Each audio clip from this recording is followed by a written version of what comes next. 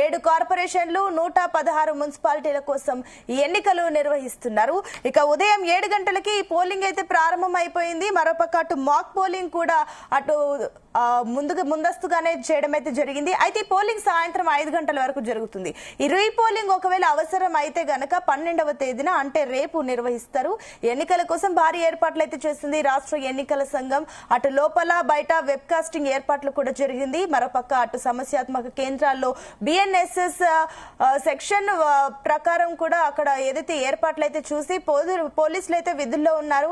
ఇక 13న ఎన్నికలకు సంబంధించి రిజల్ట్స్ అయితే వస్తాయి.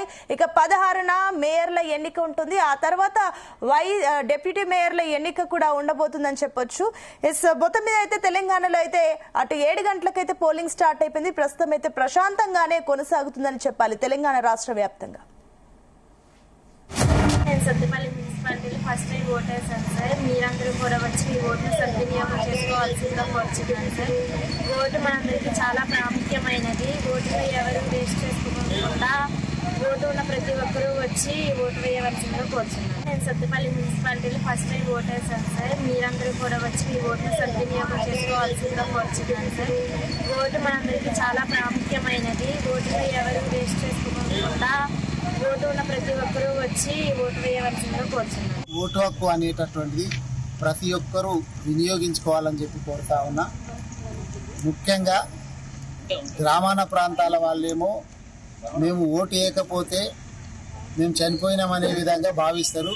వాళ్ళు కంపల్సరీ వచ్చి ఓటు వేస్తుంటారు. కానీ పట్టణ ప్రాంతాల లోపల చాలామంది ఓటు వేయడం లేదు. నేను వాళ్ళని విజ్ఞప్తి చేసేది ఏంటంటే ఇది ఏదో సెలవు దినంలాగా కాకుండా అందరూ కూడా ఓటు హక్కు వినియోగించుకోవాలా. మీరు ఓటు వేయకపోతే రేపు అభివృద్ధి జరిగినా జరగకపోయినా అక్కడ ఉన్నటువంటి పాలక వర్గాన్ని ప్రశ్నించేటటువంటి హక్కే మీకు ఉండదు. కాబట్టి మంచి అభ్యర్థులను ఎన్నుకోండి. ఖచ్చితంగా ఓటు హక్కు వినియోగించుకోండి. ఎవరు అభివృద్ధి చేసింది అనేది మీకు తెలుసు. మేము చెప్పాల్సినటువంటి అవసరం లేదు. కాబట్టి మంచి అభివృద్ధి చేసేటటువంటి వాళ్ళని ఎన్నుకోవాలని చెప్పి వికారాబాద్ పట్టణ వాసులందరినీ కూడా కోరుతా ఉన్నా. ఎటువంటి భయభ్రాంతులకు గురి కావద్దు, ఎటువంటి ప్రలోభాలకు గురి కాకుండా సొంత నిర్ణయం తీసుకొని మంచి అభ్యర్థిని గెలిపించాలని చెప్పి వికారాబాద్ పట్టణ వాసులందరినీ కూడా కోరుతాం. మున్సిపాలిటీ పరిధిలో 24 వార్డులలో కూడా అంతటా పోలింగ్ స్టార్ట్ కావడం జరిగింది. ప్రశాంతంగా స్టార్ట్ అయింది. ఎలాంటి అవాంఛనీయ సంఘటనలు జరగకుండా ప్రత్యేకంగా ఎస్పీ గారి ఆధ్వర్యంలో పోలీసు ఫోర్స్ని అన్ని పోలింగ్ లొకేషన్స్లలో నియమించడం జరిగింది. ఈసారి క్యూ లైన్ మెయింటెనెన్స్ కోసం కూడా స్పెషల్గా పెట్టడం జరిగింది. ఎలాంటి ఇబ్బంది లేకుండా పోలింగ్ నిర్వహించడానికి ప్రయత్నం చేస్తాం. నేను సత్తుపల్లి మున్సిపాలిటీలో ఫస్ట్ టైం ఓట్ వేసాను సార్. మీరందరూ కూడా వచ్చి ఈ ఓటును సద్వినియోగం చేసుకోవాల్సిందిగా కోరుచున్నాను సార్. ఓటు మనందరికీ చాలా ప్రాముఖ్యమైనది. ఓటును ఎవరు వేస్ట్ చేసుకోకుండా ఓటు ఉన్న ప్రతి ఒక్కరూ వచ్చి ఓటు వేయవలసిందిగా కోరుచున్నాను. నేను సత్తుపల్లి మున్సిపాలిటీలో ఫస్ట్ టైం ఓట్ వేసాను సార్. మీరందరూ కూడా వచ్చి ఈ ఓటును సద్వినియోగం చేసుకోవాల్సిందిగా కోరుచున్నాను సార్. ఓటు మనందరికీ చాలా ప్రాముఖ్యమైనది. ఓటును ఎవరు వేస్ట్ చేసుకోకుండా ఓటు ఉన్న ప్రతి ఒక్కరూ వచ్చి ఓటు వేయవలసిందిగా కోరుచున్నాను.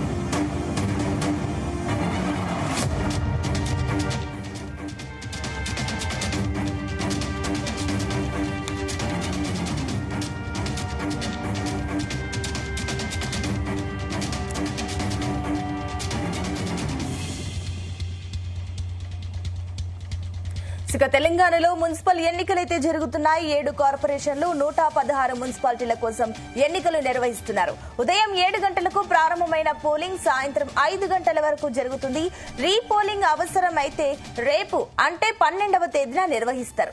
ఎన్నికల కోసం భారీ ఏర్పాట్లు చేస్తుంది రాష్ట్ర ఎన్నికల సంఘం. అన్ని పోలింగ్ కేంద్రాలలో లోపల బయట వెబ్ కాస్టింగ్ అయితే ఏర్పాటు చేశారు. పోలింగ్ జరిగే ప్రాంతాలలో BNSS 163 సెక్షన్ అమల్లో ఉంది. ఇక ఈ ఎన్నికల్లో మొత్తం 12,944 మంది బరిలో ఉన్నారు. 16,382 బ్యాలెట్ బాక్సులను ఉపయోగించనున్నారు. 1,379 మంది రిటర్నింగ్ అధికారులు, 41,773 మంది సిబ్బంది విధుల్లో పాల్గొననున్నారు. ఓట్ల లెక్కింపు 13న జరగనుంది. ఇక 16న కార్పొరేషన్ల మేయర్లు, ఉప మేయర్లు, మున్సిపాలిటీల చైర్పర్సన్లు, వైస్ చైర్పర్సన్లను ఎన్నుకుంటారు.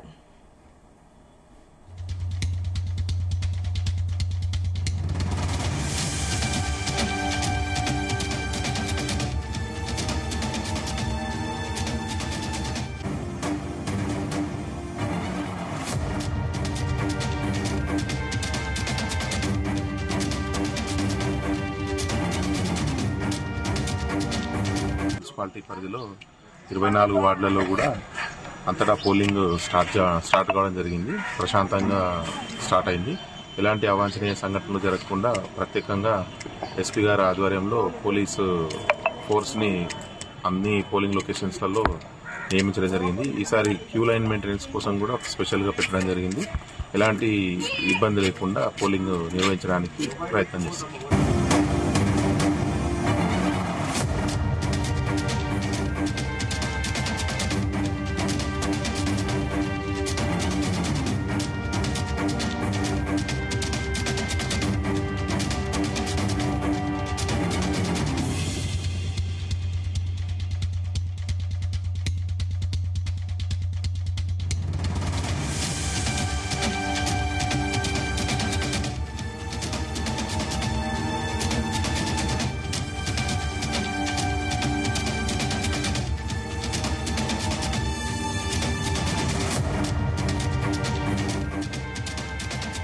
సత్తుపల్లి మున్సిపాలిటీలో ఫస్ట్ టైం ఓటేసాను సార్. మీరందరూ కూడా వచ్చి ఈ ఓటును సద్వినియోగం చేసుకోవాల్సిందిగా కోరుచున్నాను సార్.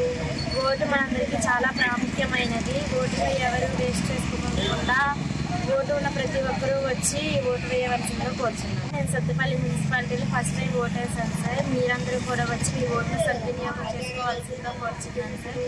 ఓటు మనందరికీ ఇక తెలంగాణ వ్యాప్తంగా అటు ఏదైతే 7 కార్పొరేషన్లు అదేవిధంగా 116 మున్సిపాలిటీలకు సంబంధించి ఎన్నికలైతే ఈ రోజు ఉదయం 7 గంటల నుంచే ప్రారంభమైంది. మరోపక్క జిల్లాల వారీగా కూడా మనం ఇప్పుడు డీటెయిల్స్ అయితే తెలుసుకోవడం జరిగింది. ప్రస్తుతం అయితే ఇప్పుడు ఖమ్మం జిల్లాకు సంబంధించి తెలుసుకునే ప్రయత్నం చేద్దాం. ఖమ్మం సంబంధించి మరిన్ని డీటెయిల్స్ మా కరెస్పాండెంట్ యాకేష్ అందిస్తారు. యాకేష్, అక్కడ ఎన్నికల సరళి ఏ రకంగా జరుగుతుంది?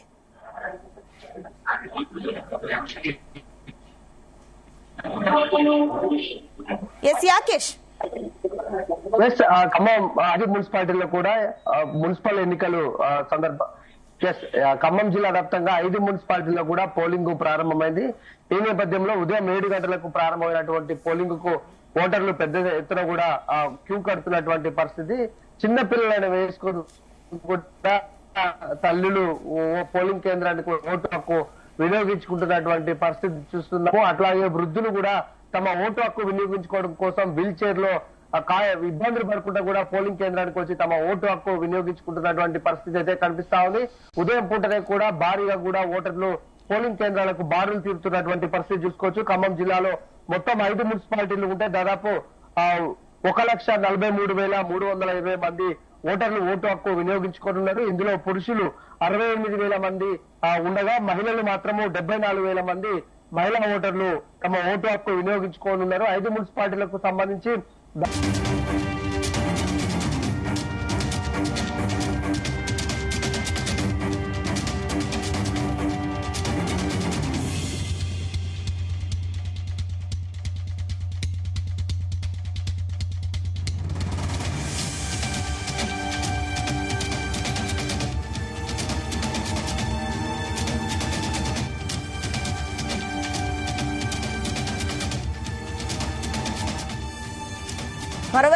మరోపక్క అటు ఖమ్మం జిల్లాకి సంబంధించి కూడా అక్కడ ఎన్నికలకు సంబంధించి ఏర్పాట్ల గురించి తెలుసుకునే ప్రయత్నం చేద్దాం. ఖమ్మం జిల్లాకు సంబంధించి మరిన్ని డీటెయిల్స్ మా కరెస్పాండెంట్ యాకేష్ అందించడానికి సిద్ధంగా ఉన్నారు. యాకేష్, ఏంటి సిచ్యువేషన్ అక్కడ?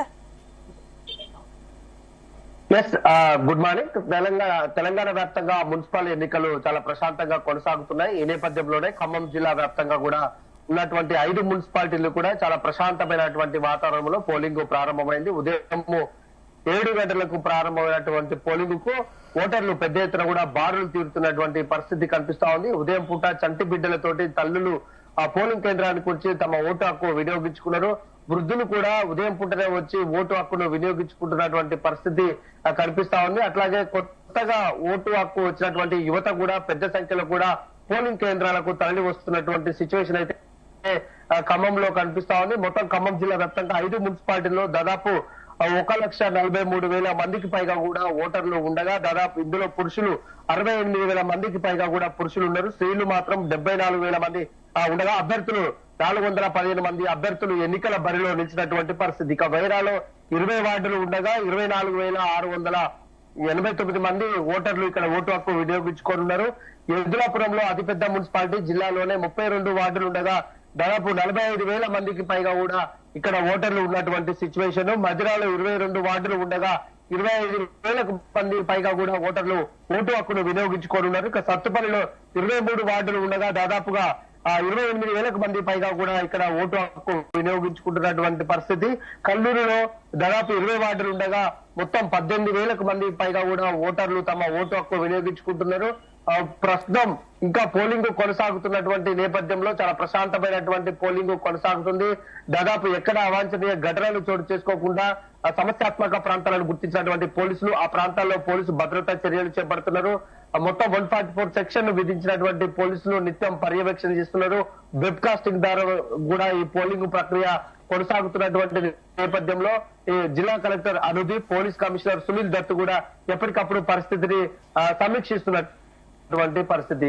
అయితే జిల్లాలో ఉన్నటువంటి 5 మున్సిపాలిటీలకు సంబంధించి అన్ని మున్సిపాలిటీల పరిధిలో కూడా సమస్యాత్మక ప్రాంతాలను అయితే గుర్తించారు. ఆ ప్రాంతాల్లో వెబ్ కాస్టింగ్, సీసీ కెమెరాల ద్వారా పోలింగ్ కొనసాగుతున్నటువంటి పరిస్థితి.